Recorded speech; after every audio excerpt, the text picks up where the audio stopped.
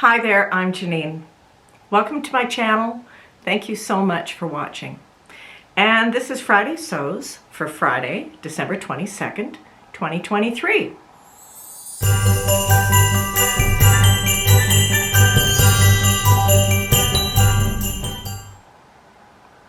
Today I have a little friend with me. He's a little shy, but he's wearing his Christmas collar, and at the moment he is desperate for dinner, which is the only reason he's hanging around in here. He's thinking that he can con me into feeding him a little bit early.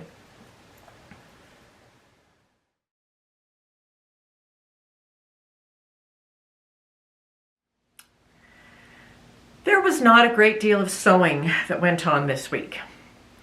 I think I mentioned last week that I had nothing planned, no gifts to make, everything was pretty much wrapped up.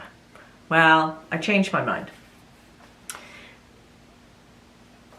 As I said last week, I'm hesitant to sew gifts for people because I just don't know how well received they are. And looking at the comments from you, some of you have the same experience that I have, where you make things and then you never see them again. One person commented that I think they were basically told, just don't make us anything anymore. So I'm reticent to spend time and energy making something if it isn't going to be well received. But I did ask someone if they thought that a gift would be well received, and they said yes, it would. And the gift was a very complicated, long project that took me, gosh, all week. And it was mug rugs. Of course it wasn't complicated and it didn't take me all week, but I made some mug rugs for somebody in the family. I had asked if they would like mug rugs just so they have some holiday decor in their family, and I was told yes, I think they'd really like that. So I went into my closet, and I do have quite a bit of Christmas type fabric in the closet. So I thought about kind of winging it, and then I remembered that last year I'd bought a couple of little quilt mug rug kits on clearance at Fabricland, and they were June Taylor mug rug kits. Can you see that? Quilt as you go, 2.5 inch strip mug mats, not mug rugs. So what was in the kit was a piece of batting that had the quilt outline on it. So, and then it told you how big to cut every piece. It was pretty simple. But I've never done anything like this before. So it did take me some time, and I did read the instructions a couple of times before I figured out exactly what they were saying. So I spent an evening and a little bit more time making 3 mug rugs because the kit comes with 3. I'm gonna pop up a picture of the finished mug rugs, all 3 of them. And you can see, they're pretty fancy. And they're quite glamorous. And I know that everyone would love to have this decor in their house. But if you've got somebody who likes to sit in front of the TV and wants a spot for their cup of coffee or hot chocolate or tea and a cookie or a muffin or something, they're perfect. So I gave away 2 of them, and I did keep one. So this is one of them. Plain on the back, thread everywhere, of course. Plain on the back, and then just quilted on the front.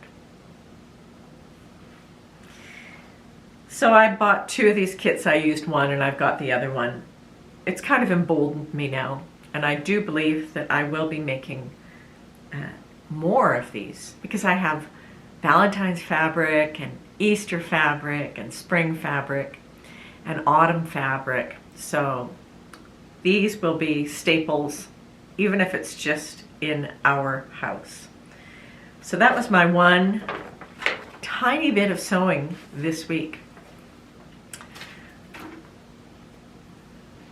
Last week, I told you that a few of us were going to do a sew-along. A few of us in the meetup group. I don't know if I showed you the pattern that we're going to work on. We're going to do Vogue 1596. And this is a knit tunic that has pin tucks. I don't necessarily think this is the right shape for me, but I'm going to use very drapey fabric, so it might be okay. We'll see.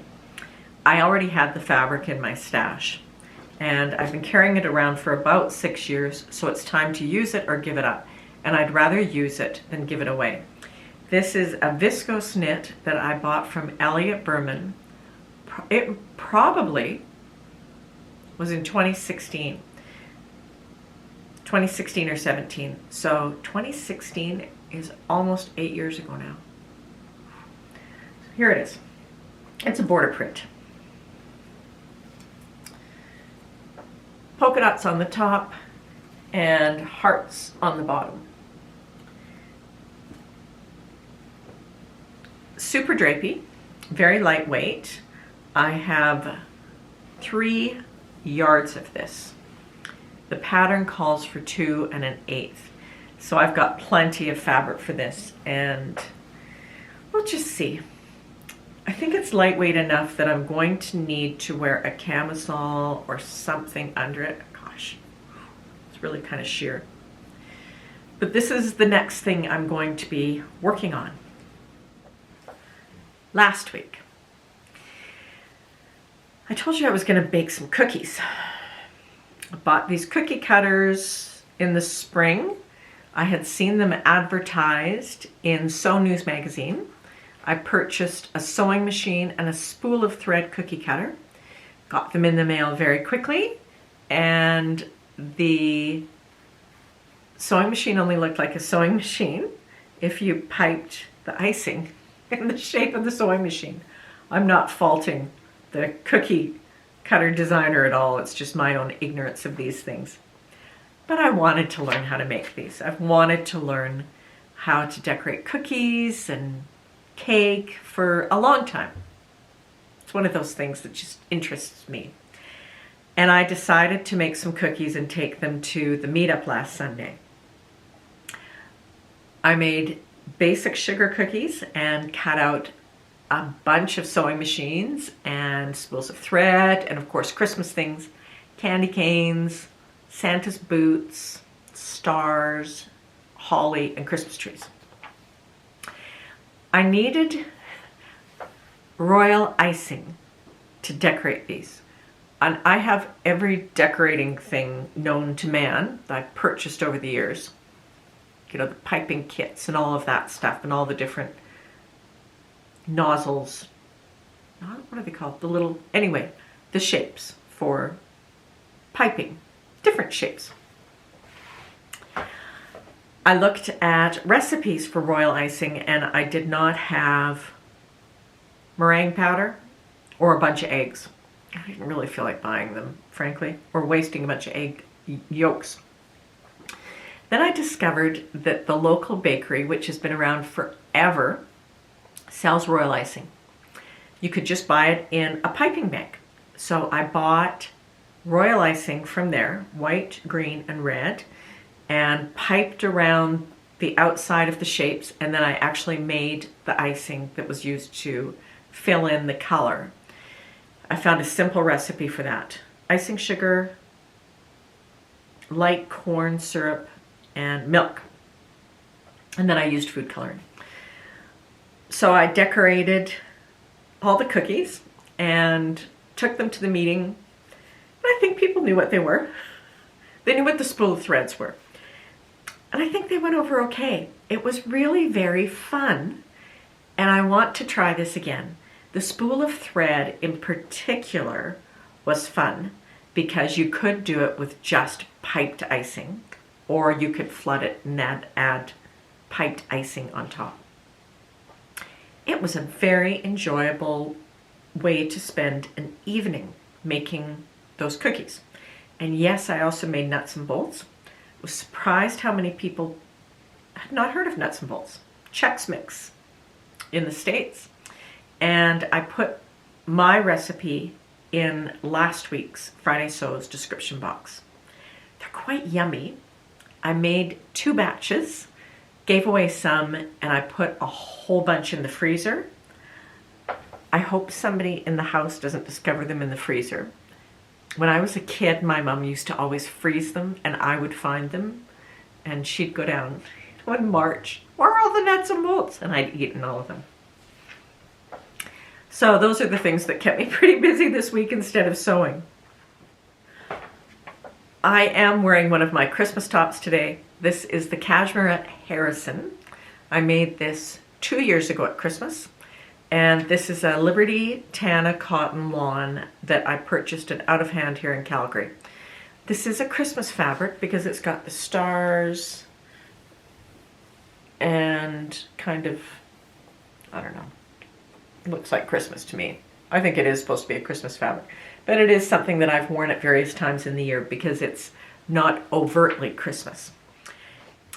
Friday Sews was created by Jen of Today in Jen's Sewing Room. And Jen very generously brings together the community, and she also poses a question every week for all of us collectively to discuss. And this week's question is, what do you hope is in your stocking that is sewing related? Is there something that you're wishing for?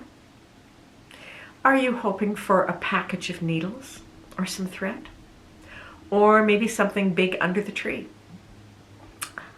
I know what I'm hoping for, and I actually know exactly what I'm getting because I bought it for myself. Last week I was at Out of Hand picking up a few things, and the clerk there mentioned that there was one spot left in one of the retreats that's taking place in January.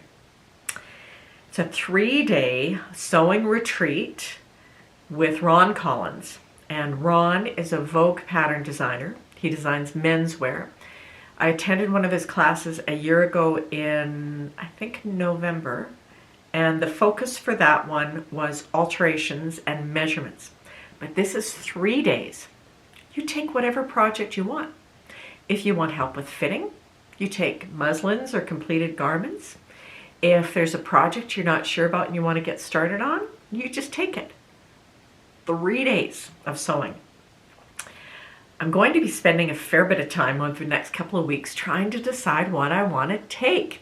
I'll definitely take my French jacket with me because that's the big thing I'm working on. But then the other thing that I'm still working on is pants. And I could probably do a better job of fitting, especially woven tops. So that's what Santa brought me this year. I'm quite excited about it. I want to share with you my amaryllis. It's almost as tall as me. So I think it will be blooming in about 2 weeks, about the time when all the Christmas decorations go away. It might bloom before then. I'm just going to share a little bit of video of our tree here. We've just got a tree and a few candles. We don't have the whole house decorated.